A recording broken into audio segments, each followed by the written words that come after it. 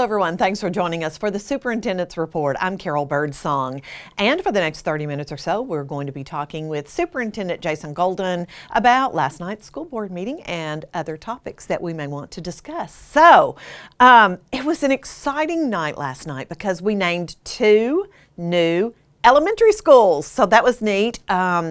Arrington is going to be the name of the school off of Cox Road in the, what is that called, Eastern? In the Arrington area. Oh, that was good, in the Arrington area. Very good, but perhaps really the most exciting was when the board named the school in the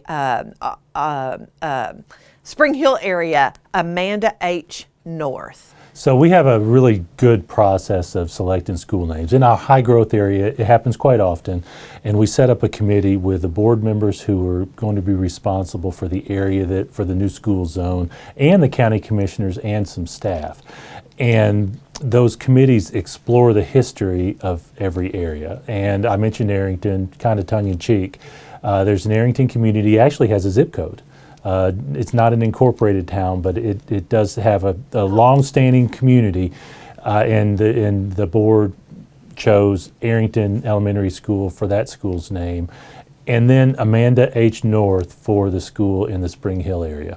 Amanda North was a long-time Williamson County Schools educator. She started teaching in the segregated schools. She passed away at the age of 98, I don't know, 11, 12 years ago.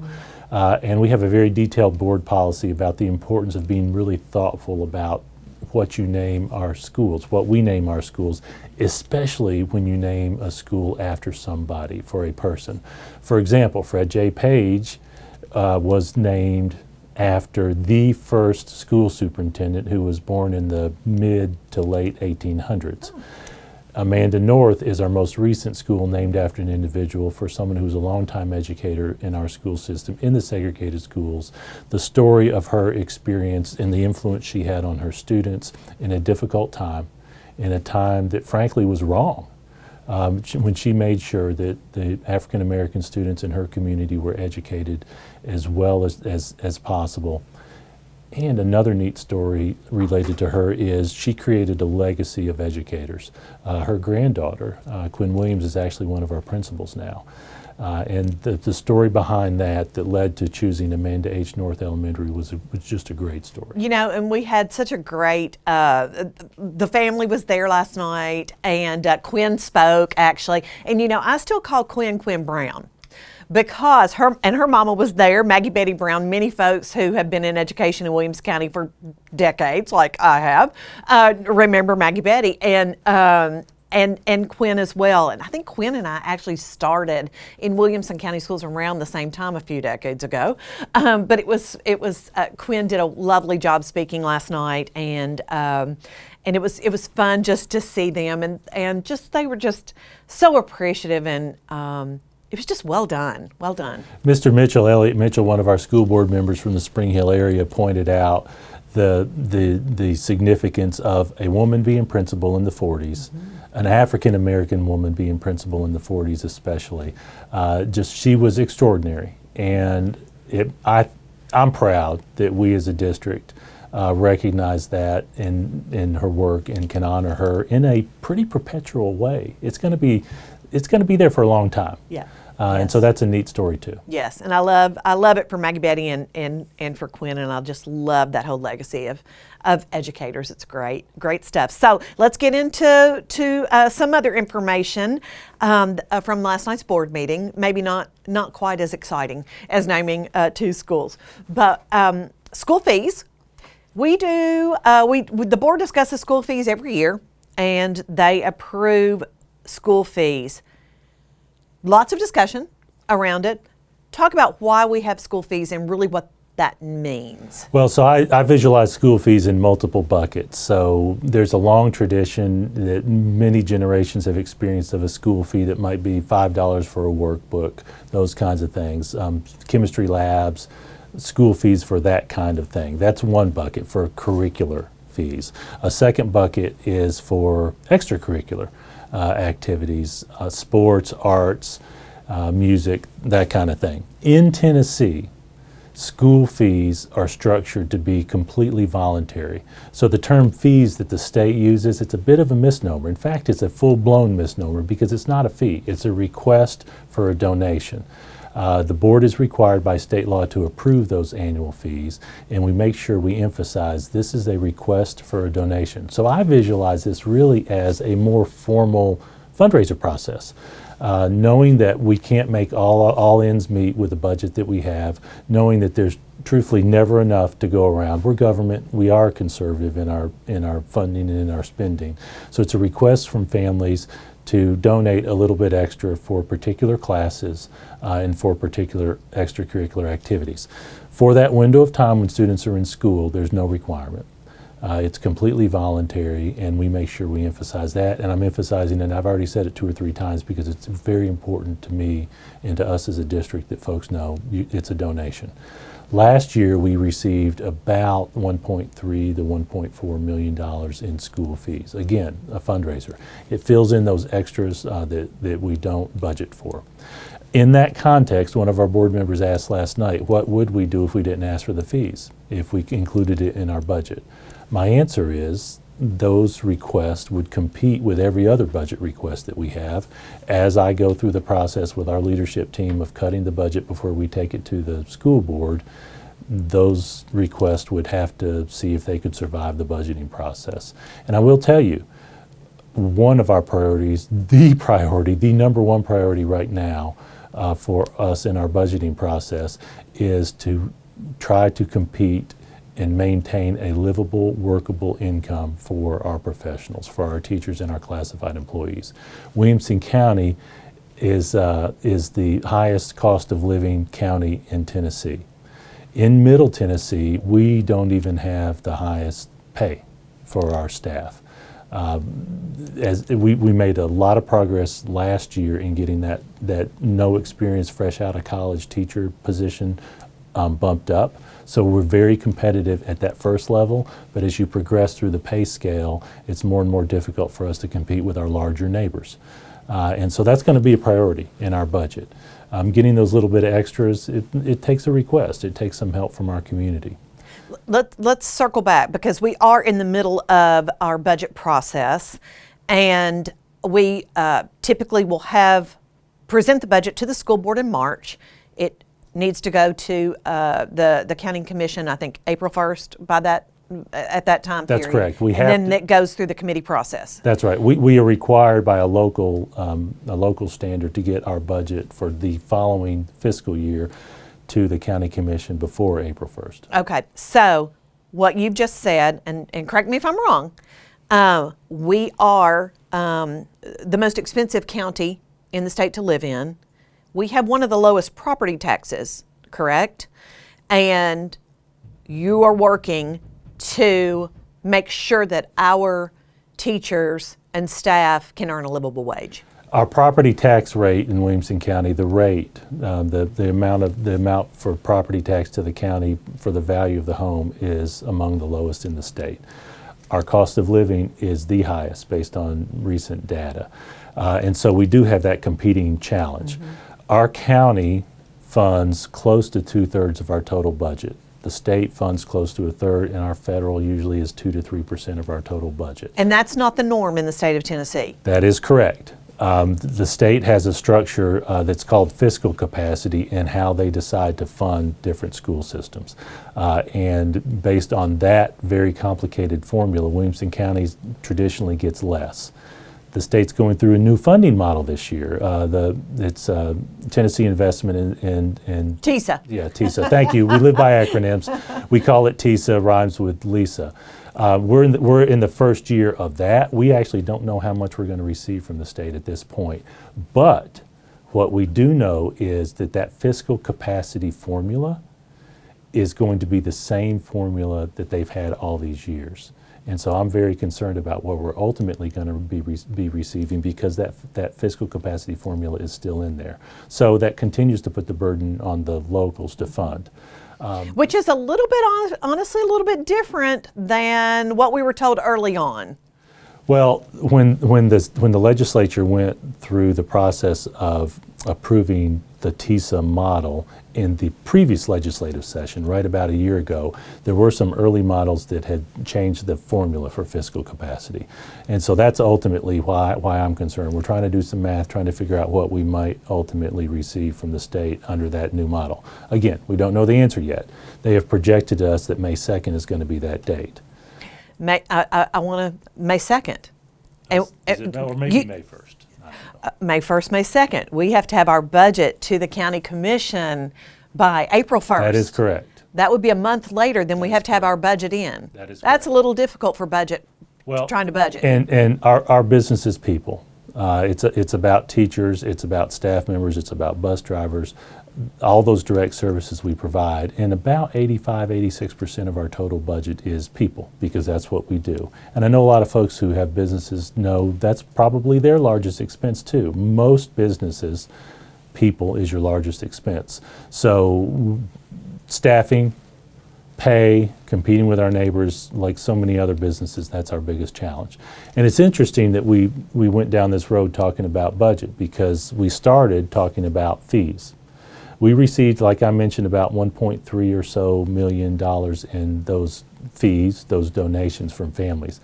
Our PTOs in our booster clubs have actually been in the 12 to $15 million range these last few years in donations they've provided for direct services to students, for athletics, for even just basic fundraising that they do throughout the year. Those numbers add up, and they do go back straight to our kids. Yes, our athletic boosters, our fine arts boosters, our academic boosters that we have. That's right. Not sure how we would manage without our PTOs. For so many student clubs. activities, we celebrate monthly our student successes at the state level and at the national level. Many of those activities that they participate in where they compete against their peers, there's an expense. They have to travel, those kinds of things. So these fees, when you compare it to what our boosters do, it's a relatively small amount, but there were so many sources where every little bit helps that we do ask for those fees every year. It's a fundraiser. Fundamentally, it's a fundraiser request, even though the state calls it a fee. Well, so much for fees. I'm just going to tie this one with a bow, in that's pretty difficult to project revenues when you're not sure really what the formula is and how to do so. We're in a transition year this year, and every budget year is hard, and I think that's appropriate. Every budget year ought to be difficult because we are government. We do need to be thoughtful and careful with our funding, but this year is especially difficult because we do have that unknown on the revenue side. Okay, I'll leave it there. Let's talk about family tuition rate.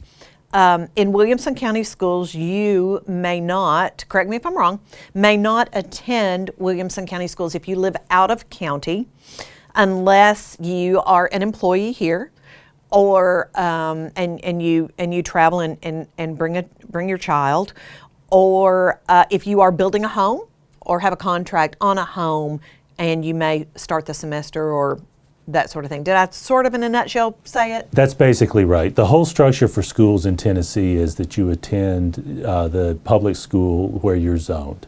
And that's those school districts. There are 147 school districts across the state, and so there are zones representing those school districts.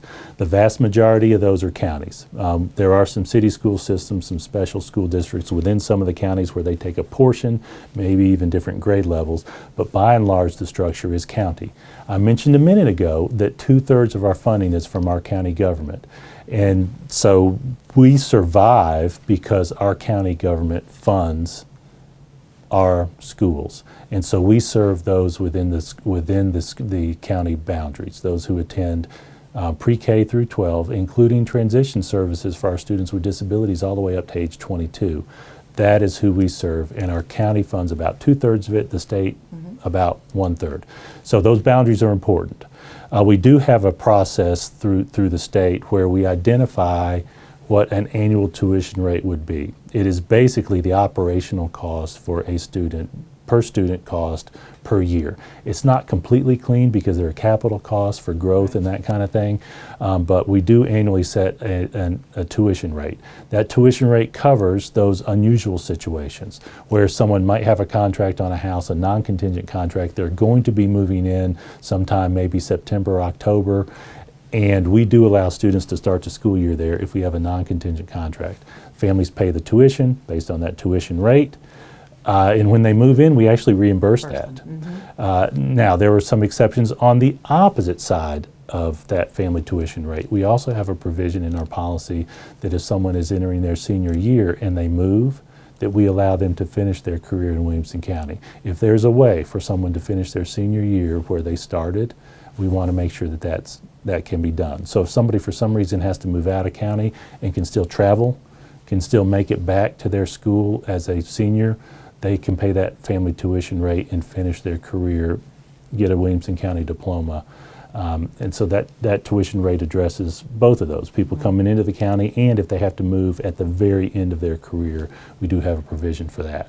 Now, we also are structured so that our full-time staff members who live out of county can bring their children to school with a tuition rate. That tuition rate is substantially lower. We do that to take care of our staff members so that we can staff. We've talked about pay already. We've talked about the cost of living in Williamson Another County. element of recruitment and retention. That's right, and so we need that for our families as well. Just last year, our board voted to substantially reduce that tuition rate for our full-time employees. So that's a benefit for those who might not be able to afford to live here and work for us as well. And we are finding more and more that's becoming a reality. That's becoming a truism almost. Traditionally, we've had somewhere around 2/3 to 3/4 of our staff members living in the county. Our HR department tracks that. We're getting less and less every year. Cost of housing is making that much more difficult, especially for young professionals to come in with a brand new teaching job. Okay, let's continue talking about money. There were several financial resolutions, I guess, that happened last night regarding food service, and so talk about those and what happens to that money when there's an excess. How is that money reinvested? Well, one thing when you look at the continuum of school board meetings over the course of a year, the logistics, the housekeeping of getting the work done often shows up at a board meeting. So you have a mix of business issues and really deep instructional issues as well.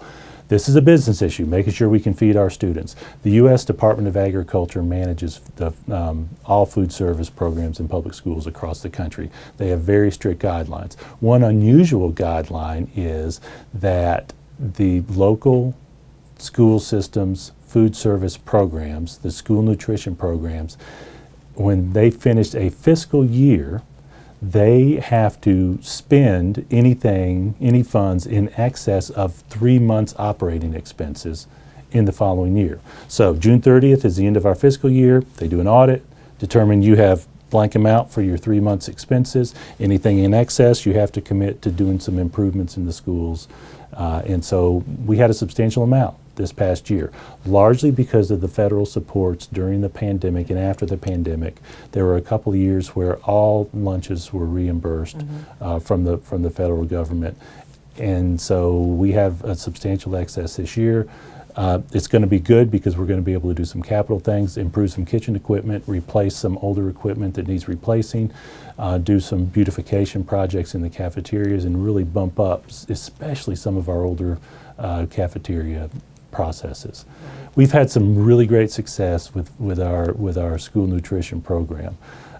James Remedy is our director. He focuses on quality for our students. There are a lot of nutritional requirements, and we make sure we honor all those, sodium, et cetera. The federal government restrictions and rules are very careful about that. We think there's a lot of wisdom in those nutrition standards.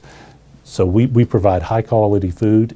Frankly, people eat it. He really works. He really works hard to, and all of our cafeteria managers, but with James at the helm, works hard to make the environment appealing, the food appealing. And so if you go look, a shameless plug for In Focus, if you go and look at last week's issue, we did a feature on how some of that money has been reinvested at Jordan Elementary School and at Heritage Middle School. So go take a look, because the kids love it when they walk in, and over the weekend their cafeteria has been transformed, and all the bright colors or various things. They really take pride in that. And Carol, there's nothing much more important in a society than taking care of your children. And the food service program does that. Yes. Every school system in the nation has students who really depend on those daily lunches. We have breakfast at the vast majority of our schools. Also, there's summertime programs to make sure that students are fed, because it is an important function of us, of really our whole community, to take care of our children. Yes. All right, let's talk about one more budget thing. Item, and that's the Innovative Schools Grant. We're hearing a lot of buzz about that. Give us some details. Well, in last year's legislative session in the state's budget for the 22-23 budget, Governor Lee instituted a pretty substantial investment in all public school systems in the context of career technical programs. And so they called it the Innovative Schools Grant. Every school system was awarded $1 million for every high school that they had, and $500,000 for every middle school that they had, through a grant process where we submit an application for innovation in career technical education programs. For us, that means that they set aside $15.5 million. The application deadline for those funds is this coming March 31st. Jeremy Qualls and his team he's our Director of College and Career Technical Education. They've been working tirelessly on creating a plan that we unveiled to our school board at our work session. And it's an innovation hub, a school facility that has some permanence where it can attract innovative college and career technical education programs. We built it really on two core models. One was our Entrepreneurship and Innovation Center, our EIC, located on Franklin High School's campus, that is a program for entrepreneurs, students to come in, work on their own businesses. We started that about 3 years ago. It has boomed and blossomed. Any phrase you want to use about its growth has been pretty incredible. This year we had 400 students applying for that program. Students come from their home high school, travel either in the morning or the afternoon, spend 1 or 2 periods at the EIC, and are able to stay at their school. They participate in their extracurricular activities, they stay with the friends that they've known for so long, and they can get that innovative CTE program. We are using that model to create the hub. The other big piece of it is innovative programs. Programs that could not survive just at one school, because we need to make sure we have enough students to keep the programs viable. So we project that we're going to go back to some old traditional programs that historically haven't been able to survive. HVAC, plumbing, electrical, some of those. But we're also looking to add aviation. We know that MTSU has an aviation program, and so we've been talking with them about tying in some of our programs. Yeah, Jeremy's been working with different corporations and business leaders to get buy-in for those programs. We researched state data. We did surveys of students about their interest to create these programs. And what's great about that is when we create this hub, this facility, it's going to have a lot of open maker style space where when things transition over the course of the next few decades, we can put a new program in, pull one out based on the demands of our community. For example, hospitality and tourism is on our list for a new program. We have 48 CTE programs scattered across the county. We have one scheduled where everyone can stay in their zone school and attend somewhere else. So we're going to expand that model. We're very excited about it. My vision for it is that we have programs that are going to give students career opportunities in a way that we could never do before. We're coming full circle. Okay. Books. Let's talk about books and library books used in the curriculum, and the process of reconsideration, if you will. There's a generations-old challenge in our country related to library books. There's a long history of school boards having the burden to make decisions on balancing the First Amendment with student access to information. Last year, the state of Tennessee passed a law that shifted some of those responsibilities to a little bit heavier on the school board than was traditional. So I'm trying to remember off the top of my head the law. It's the It's okay. You don't have to. yeah. Thank you very much for that. Let's just but the nature of it is we changed our board policies. We have a process for parents, for staff members, for students to challenge a library book being in our library. In other words, our professional librarians make decisions on the scope of library books available. There's a process for someone to say, I don't want that book in the library. We set up a committee, they review it. Ultimately, per the state law, the board has to make a decision on that question that someone has raised. And so we had 2 items on the agenda last night as we sit here talking related to some challenges to library books. The board went through a work session, talked about the committee work, the committee recommendations that were made after months of work, and the debate grew. They started through a process of what if we did this? If we included some particular restrictions, what would be the consequences of that? And it got into some attorney advice. There's a lot of case law related to library books. Again, it's deeply rooted in the First Amendment. And so the board voted to delay the decisions on both of those requests to reconsider library books and have some time to think back, talk with attorneys who know the Constitution, and make sure that we are doing everything we can to respect the Constitution and follow the Constitution. So they'll take that back up in April. The deferral is to April, and so we mentioned specifically that we're going to look to have an attorney-client meeting. Tennessee is very open in their meetings. One exception to that is an attorney-client meeting if it's appropriate. We're going to talk with the attorneys, determine if that is appropriate to have a separate meeting, and make sure that we're doing the right thing. There's not a whole lot more important for a school board than making decisions about content for students. And again, it's age old, it's generations old. The Supreme Court has addressed this many times in our country, and we want to make sure that we do it the right way here in our community. All right, let's talk about strategic plan. We have 2 more community meetings scheduled. One is tonight as we sit here, and then the other one is on Thursday of this week. So